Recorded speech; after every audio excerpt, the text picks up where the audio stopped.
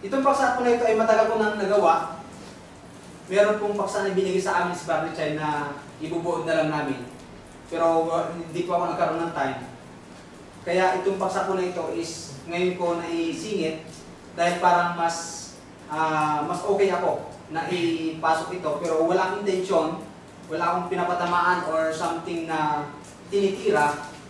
Alam ng Diyos yun na sa puso ko, gusto ko lang i-share itong bagay na ito para paalalahanan, sabihan, ang lahat ng nagkakaroon ng tinatawag na hindi na sumusunod, tumataliwas sa utos ng banal na kasulatan.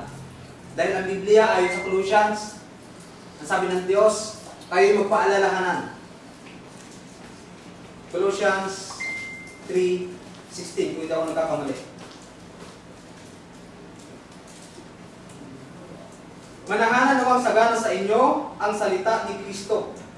Ayon sa buong karunungan, kayo'y mga turuan at mga paalalahanan sa isa't isa. So, ang bagay na ito ay pwede natin gamitin para paalalahanan yung bawat isa. Hindi upang tuligsain, tirahin, o anuman. Dahil ayaw ng Diyos na magkaroon ng pagkababahagi. Dahil yung utos pa sa atin palagi ay yung pag-ibig. Pag-ibig sa bawat isa, yun yung inuutos sa atin. Nung ang ating Panginoon si Kristo ay nangangaral dito sa lupa. Patuloy tayong magmahalan. Ayan, sabi dito, magsipag-ingat kayo sa mga aso at sa masasamang manggagawa. Ganito kasakit magsalita si Apostol Pablo doon sa mga taong tumutuligsa o doon sa mga taong hindi sumusunod sa sa utos ng Diyos. Dahil kung sa ibang salita na binato ni Apostol Pablo dito sa Tito, may mas masakit pa. Titus 1 verse 12. Ganito siya bumato ng salita doon sa mga taong hindi sumusunod sa salita ng Diyos. So, sabi dito, 1-2 ng Tito, sinabi ng isa sa kanila rin, ng isang propetang sarili nila. So, yung mga taga-Kreta ay mayroong sariling propeta. Ang mga taga-Kreta kailan paman ay mga sinungaling, masasamang hayop. Ganito siya bumira ng salita. Kung masakit na ng salita, talagang parang hindi mo kaya sigurahin kung sa panahon natin ngayon. Pero mo, tao ka, sasabihan kang hayop. Kahit sa panahon natin ngayon parang masasaktan kayo, parang mura na po ito Ang sabi dito, ang mga taga-Kreta kailan paman ay mga sinungaling, masasamang hayop, matatakaw, mga tamad. Ang sabi sa 13, ang patutuong ito ay tunay. Dahil dito sawayin mong may kabagsikan sila upang mga pagaling sa pananampalataya.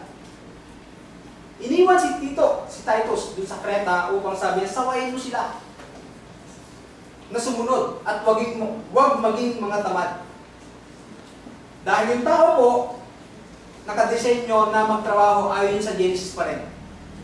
Genesis, doon isinumpa ko si Adan at si Eva, na kailangan natin magtrabaho.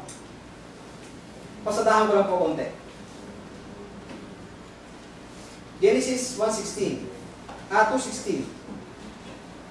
Sinabi nga niya sa babae, pararamihin kong luba ang iyong kalumbayan dahil kumain sila ng bunga na pinagbabawal. At ang iyong paglilihi, mga anak kang may kahirapan.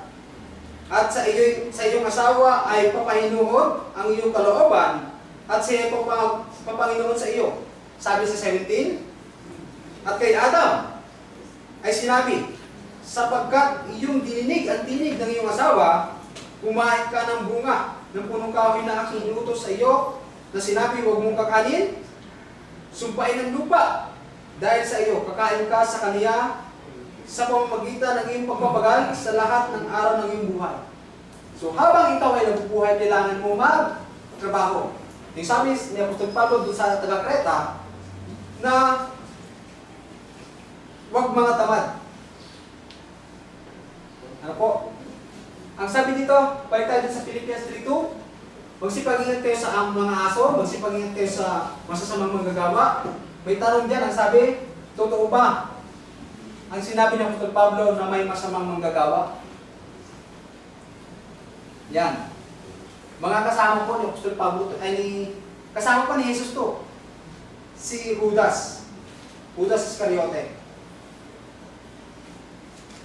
Chapter 12, verse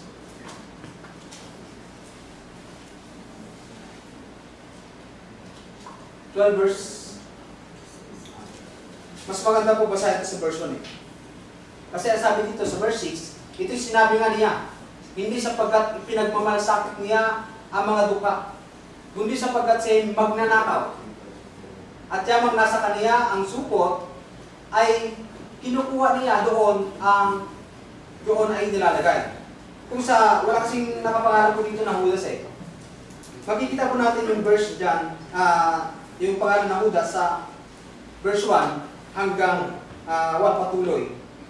Nasabi sa verse 1 ng 12, chapter 12, 6 na araw nga bago magpaskwa ay naparoon si Jesus sa Betania na pinaroroonan ni Lazaro na ibinangon ni Jesus mula sa mga patay. Ito yung nasa Passion of Christ, yung meron siyang binuhay. Kaya't ginawa siya doon ng isang hapunan. At si Marta ay naglilingkod, datapat si Lazaro ay isa sa nangakaupo sa pagkainan nakasalo niya.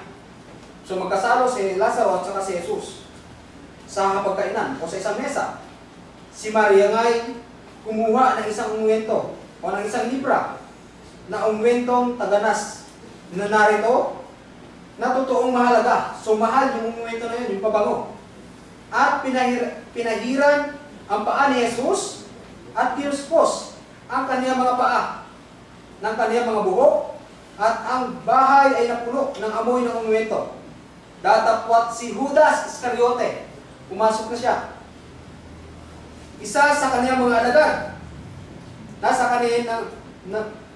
kaniyang magkakanulo ay nagsabi, bakit hindi pagbili ang ungwentong ito ng 300 denaryo at ibigay sa mga alagad?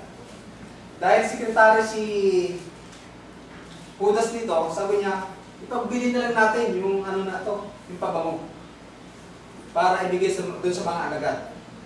Ito yung sinabi niya sa verse 6. Nasabi niya, hindi naman ganoon yung purpose niya eh. Nasabi niya, ito yung sinabi niya. Kasi sinabi niya, ipagbili daw. Si Judas Iscariote ay lumabas doon sa verse 4. Nasabi niya, bigay daw, ipagbigay sa mga alagad. Nasabi niya, ito yung sinabi niya, hindi sapagkat ipinagmamalasakit niya ang mga dukha, kundi sapagkat siya ay magnanakaw. Kukunin niya yung ibang parte na ang tinatawag na salapi. Yamang nasa kaniya ang supot ay kinukuha niya doon ang inilalagay. So isa, si Judas Iscariote na may masamang manggagawa. So, totoo yung sinabi ng Apostol Pablo sa Philippians 3:2 na mag-ingat kayo sa mga aso at sa mga masasamang manggagawa. Si Demas na umibig sa sanlibutan. Ang sabi dito sa, ayan, 2 Timothy chapter 4 verse 10, sapagkat ako'y pinabayaan ni Demas, palibasa inibig niya ang sanlibutan ito. Naglagay ako ng quote dyan na 1 John 2:15 and 16 dahil yung sanlibutan na inibig ni Demas ay nakalagay po rito. 1 John 2:15.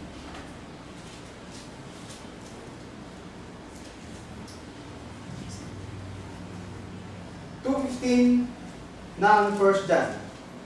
Huwag ninyong ibigin ang sanlibutan, ni ang mga bagay na nasa sanlibutan. Dahil po si Demas ay inibig sa sanlibutan. Kung ang sino man ay umibig sa sanlibutan, ay wala sa kaniya ang pag-ibig ng Ama. Sabi sa 16, sapagkat ang lahat na nasa sanlibutan, ang masasamang pita ng laman, ang masasamang pita ng mga mata, Ang kapalaluan sa buhay ay hindi nagmula sa Ama, kundi sa sanglibutan.